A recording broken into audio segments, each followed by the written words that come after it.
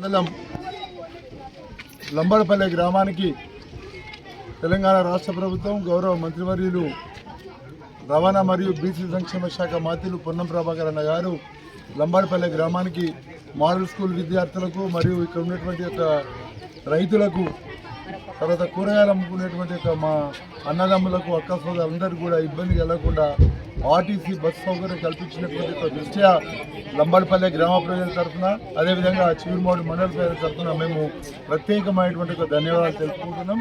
అదేవిధంగా చివరిమోడు మండలంతో పాటు హుస్నాబాద్ నియోజకవర్గంలో బస్సు రూట్ ఉన్నటువంటి యొక్క ప్రతి రూటుకు గతంలో నడపబడ్డటువంటి యొక్క ఆర్టీసీ బస్ సర్వీసులను చాలా వాటిని క్యాన్సిల్ చేసింది. వాటన్నిటిని కూడా యాజ్టీజ్గా పునరుద్ధరణ చేస్తామని చెప్పి ప్రతి గ్రామానికి ప్రతి పల్లెకు కూడా ఖచ్చితంగా ఆర్టీసీ బస్సు సౌకర్యం కల్పిస్తామని చెప్పి అన్నమొన్న హామీ ఇచ్చిండు.